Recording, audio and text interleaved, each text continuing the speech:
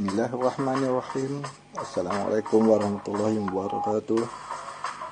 Alhamdulillah, sekali lagi kita dapat bertemu di sini. Jutaan terima kasih saya ucapkan kepada kawan-kawan yang sudi singgah di sini. Saya mohon semoga kawan-kawan dapat terus menemani saya di sini. Jangan tinggalkan saya sendirian ya. Bagi kawan-kawan yang singgah di sini tapi belum subscribe, saya mohon kerjasama kawan-kawan untuk subscribe, like dan komen.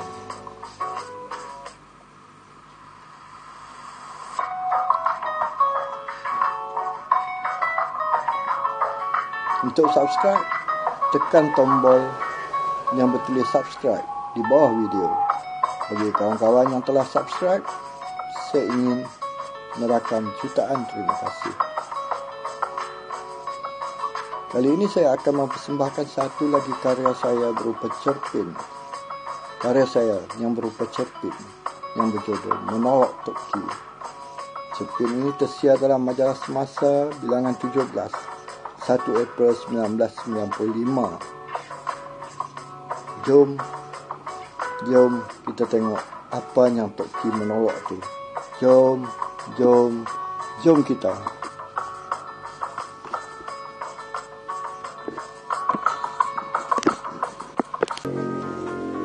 Saya akan membacakan cerpen saya yang berjudul Menolak Toki yang tersiar dalam majalah Semasa 1 April 1995 yang lalu. Hampir 38 tahun negara mencapai kemerdekaan, dan perjuangan menuntut kemerdekaan bukan senang. Masih terbayang di ruang mata Toki betapa sukar dan sulitnya perjuangan itu. Tapi berkat kebijaksanaan pemimpin terdahulu, negara telah mencapai kemerdekaan tanpa perlu menumpahkan darah dan mengorbankan nyawa. Tidak seperti Indonesia yang terpaksa bertarung dan menggadai nyawa sebelum mencipta kemerdekaan. Namun begitu, perjuangan menuntut kemerdekaan cara Indonesia terukir roh perjuangan yang kuat. Sementara perjuangan menuntut kemerdekaan cara kita terselit sejuta hikmah. Kita tidak perlu menggadai nyawa untuk menuntut kemerdekaan. Jika ditelek dan ditenung, kedua-dua cara menuntut kemerdekaan punya nilainya yang tersendiri. Masih terngiang-ngiang di cuping telinga Toki bagaimana sindiran halus lagi tajam menikam gegendang telinganya, lalu menusuk, menikam hati. Tak kala usaha mengajak orang ramai menuntut kemerdekaan. Macam mana kita nak merdeka? Nak buat sebatang jarum pun tak boleh, kata penentang perjuangan kemerdekaan. Setiap kali disemarakkan api perjuangan menuntut kemerdekaan, maka akan terdengarlah sindiran itu. Toki dan rakan-rakan seperjuangan tidak pernah mempedulikannya. Perjuangan tetap diteruskan. Tapi kini, setelah negara mencapai kemerdekaan, kita mampu buat apa saja, termasuk kereta nasional yang dinamakan Proton telah diekspor ke serata ceruk dunia.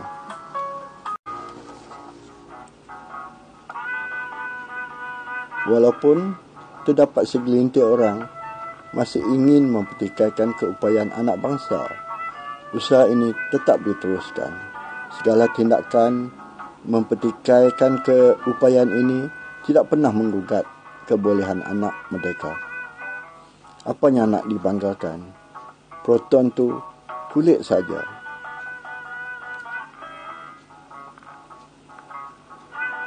Tapi isinya tetap Jepun, kata mereka. Tok Ki akui kebenaran kata-kata itu. Tapi harus diingat, Jepun sendiri ketika belum maju seperti yang dapat dilihat sekarang, juga bermula dari bawah. Bijak pandai Jepun telah mencuri teknologi barat dan diubah sesuai mengikut keperluan dan keupayaan rantau sebelah sini. Hasil pembuatan barangan Jepun juga tidak bermutu, malah di segi reka bentuknya juga tidak menarik. Lama-kelamaan, setelah menimba pengalaman, Jepun telah berjaya menghasilkan barangan bermutu, tapi murah dan mampu dimiliki oleh orang-orang kebanyakan. Dan kini, barangan Jepun telah menakluk hampir seluruh dunia. Samalah juga dengan kejadian manusia. Mana ada manusia yang baru saja menjenguk dunia, terus boleh bercakap, berjalan dan berlari. Proses kehidupan manusia bermula dengan terlentang, mengiring, menyarak, menjulur, merangkak, berdiri, berjalan dan baru berlari.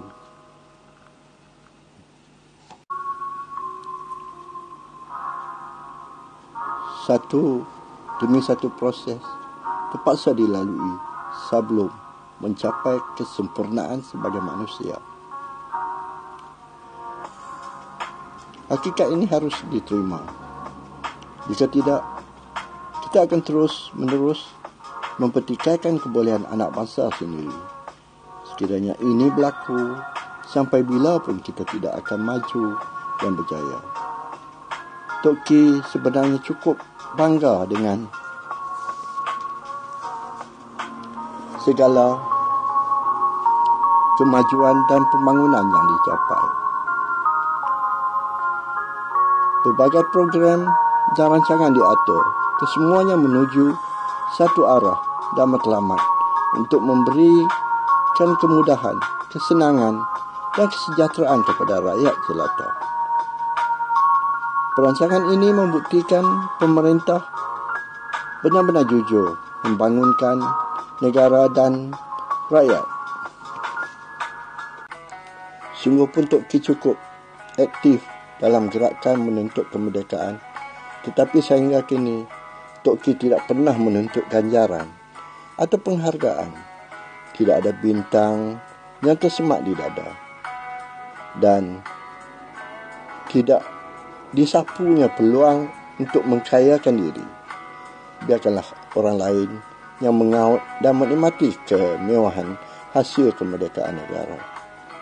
Tok Ki hanya mahu menumpang gembira dan senang bersama rakyat.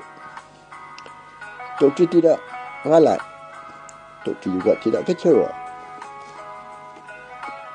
Perjuangannya menuntut kemerdekaan adalah suatu pengorbanan.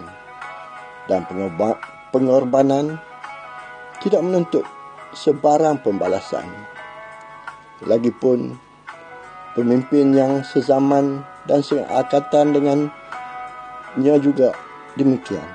Hampir kesemuanya ikhlas, jujur dan tidak pernah cuba mengambil kesempatan untuk membina kekayaan diri dan keluarga. Kalaupun ada yang dapat hanya kebetulan, bukannya sesuatu yang dirancang. Cuma akhir-akhir ini saja Tok Ki mula mendengar segelintir pemimpin yang cuba menghamburkan segala kekayaan dan kemewahan melimpah ruah hanya kepada kerabat dan taulan. Kalau sedikit yang diperuntukkan kepada orang ramai, malahan kepada orang kebanyakan yang menyokong parti hampir tidak ada. Tok Ki sedih, sayu dan ngilu dengan sikap yang diamalkan oleh pemimpin dewasa ini. Kekecewaan Tok Ki bertambah mendalam apabila melihat sesetengah orang begitu rakus mengaut segala peluang yang terselolah tanpa perlu berkorban dan berjuang untuk parti, apalagi untuk agama, bangsa dan negara. Golongan ini akan sentiasa menghimpit dan mengapit pemimpin yang berkuasa. Akibatnya, pemimpin tersebut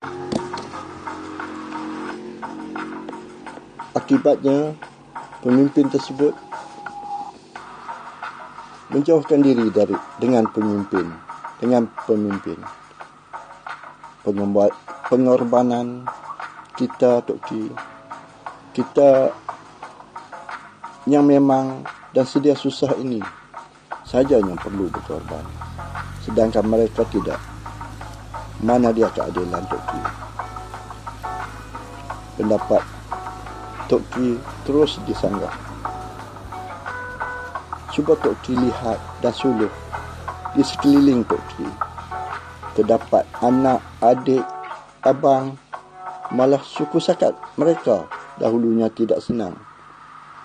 Macam mana? Tapi setelah mengangkat keluarga mereka menjadi pemimpin, dengan sekelip mata mereka menjadi milioner. Tok Ki ingat, kalau suku sakat mereka bukan pemimpin, mereka boleh jadi sampai macam tu. Bagaimana dengan orang kampung yang menaikkan mereka? Kadang-kadang untuk mendapatkan dewan dan lain-lain peruntukan kecil pun sulit. Ini bukan untuk mereka, tapi untuk masyarakat. Golongan muda terus berujar dan berupaya mematikan segala kata dan pembelaan Tok Ki. Tok Ki kaget dengan sikap generasi muda. Tok Ki takut dan bimbang jika fenomena ini dibiarkan terus berlaku, lambat laun orang akan menjauh dan membenci pemimpin. Cuba bayangkan apa akan terjadi kepada agama, bangsa dan negara. Maka sia-sialah segala pengorbanan generasi Tok Ki merebut kemerdekaan sekiranya pemimpin hari ini gagal memeliharanya. Tok Ki terus bertelegu di atas tikar semayang, memikir ranah politik yang pastinya meninggalkan kesan negatif kepada agama, bangsa dan negara. Jika begini gambaran mereka yang bergelar pemimpin, Tok Ki sudah tidak kuasa untuk membela. Tok Ki sudah tidak berminat mendesak generasi muda supaya turun ke padang dan turut berjuang memelihara kemerdekaan yang ada. Tok Ki hanya mampu berdoa kepada Allah Azza wa Jalla agar mereka yang bergelar pemimpin tidak rakus merebut segala peluang yang ada untuk membina kekayaan diri dan keluarga. Tok Ki berharap agar terbuka pintu hati mereka untuk membuka ruang dan jalan kepada mereka yang berada di peringkat akar undi untuk mengecap sedikit nikmat kemerdekaan, untuk merasa sekelumit kesenangan hasil perjuangan. Ini penting bagi menguatkan barisan, kepaduan dan kejituan bangsa untuk mempertahankan pemerintahan yang ada. Semoga Allah membukakan pintu hati mereka yang bergelar pemimpin besar. Letus Tok Ki sambil mengusap wajahnya.